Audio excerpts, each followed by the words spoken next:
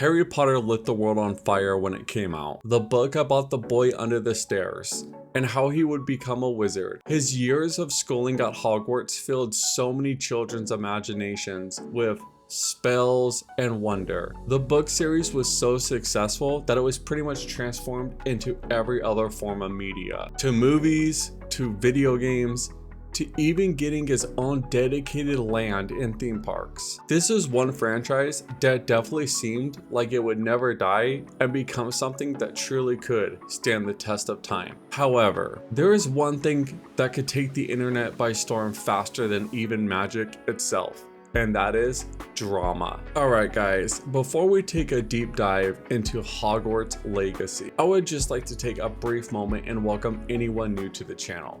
If you are new, please consider subscribing. I got a ton of stuff in the works that I would love to share with you all.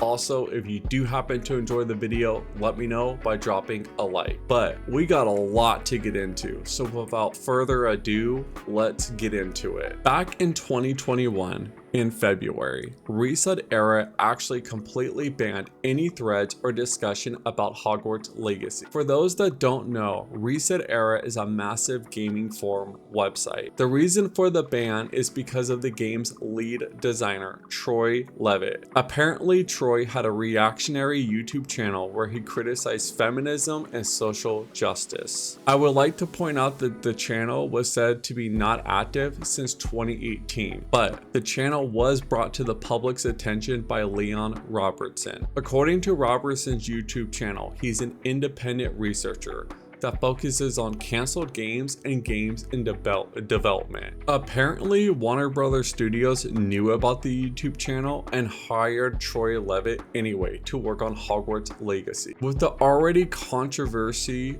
surrounding J.K. Rowling and now this news, ResetEra decided to ban any threads that promoted or hyped the game. Basically, any discussion surrounding this game at all was forbidden on their website. They actually put out this quote discussing the ban. This is the first time we've done something like this, and we consider this a very exceptional case. It's not just one bigoted game designer that made the difference here. J.K. Rowling's singular reach and influence, how closely that influence is tied to the Harry Potter IP, and what she chooses to do with that power is a unique problem on the top of this latest controversy. However, in March of 2021, Troy Levitt not only resigned from his position as lead developer on Hogwarts, but he even retired from Warner Brothers Studios altogether. He claims that doing so was due to family reasons and that he did not feel pushed out from Warner Brothers in any way, shape, or form. Even after his resignation, the game was still banned from ResetEra. To this day, any thread about Hogwarts Legacy is locked on the website. Some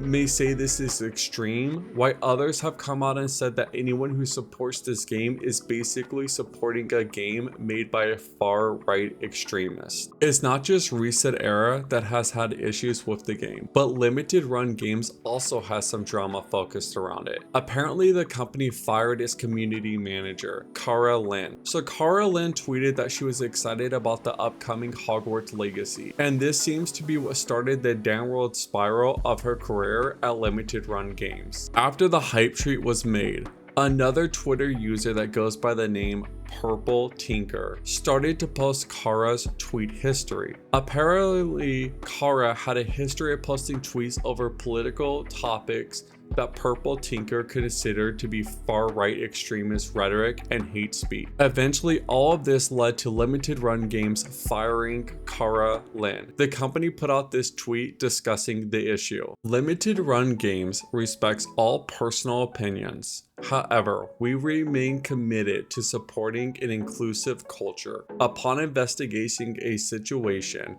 an employee was terminated. Our goal as a company is to continue to foster a positive and safe environment for everyone. It definitely seems like Purple Tinker went through years and years of tweet history of Cara Lynn and really dug into her past, finding examples Purple Tinker could bring to light to get rid of Cara. However, I would also like to point out that afterwards, people online started to dig into Purple Tinker's tweet history and found all sorts of stuff. I'm not going to put the tweets that the community had dug up on Purple Tinker. Honestly, they're pretty bad, and I don't know how YouTube would handle that. If you look around, I'm sure you'll find them very easily. I would also like to say that Purple Tinker has put out tweets stating that they are against what they're being accused of. So we gotta ask, did Purple Tinker actually have it out for Kara Lynn? Did they mean for this to go this far and get Kara fired? I really have no idea. I am unsure if the sole reason for getting rid of Kara because of their tweet history, or if Limited Run Games had other reasons as well, because their tweet about the situation was very vague. However, it definitely seems that being excited about Hogwarts Legacy is what started the fire, and it just grew out of control. Everyone involved seemed to get burned as Kara lost her job. Limited Run Games is now facing a ton of backlash from the community,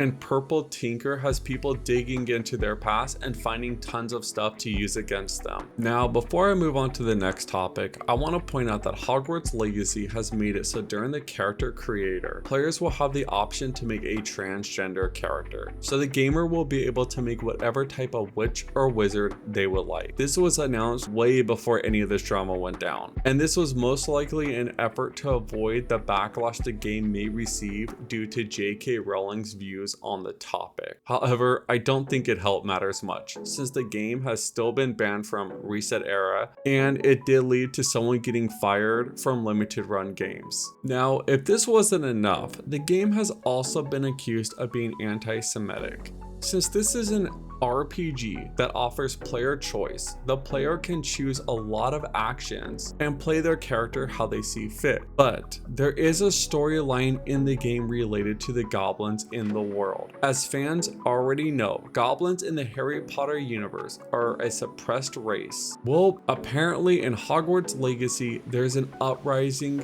side quest of the goblin, and players can choose to engage in combat and fight against the goblins and their uprising. This has led for some people to call for a boycott of the game because they feel the game promotes slavery and anti-Semitic views. Now, with all the boycotts and the drama, you would think that this game would not sell very well. However, the game is already topping Steam sales charts just from pre-orders alone. If the console sales look the same as the Steam ones do, this game will have a very successful launch. Alright guys, I normally don't like to get very political on the channel, but with this upcoming game, there's just so much going on around it that it seems that this is what dominates the conversation surrounding Hogwarts Legacy. I did my best to keep my political opinions to myself and just go over the surrounding issues of the game. This is a gaming channel to talk about games and not to push a political agenda of any kind. However, politics has become such a large part of the conversation, and unfortunately, sometimes you simply cannot escape it. I do plan on making another video actually discussing what the game is and what players could look forward to if they decide to buy it or play it. So you got that to look forward to. But I want to hear what you guys think. Do you think the boycotts being called for are justified, or do you think they're completely unbased? Are you excited about this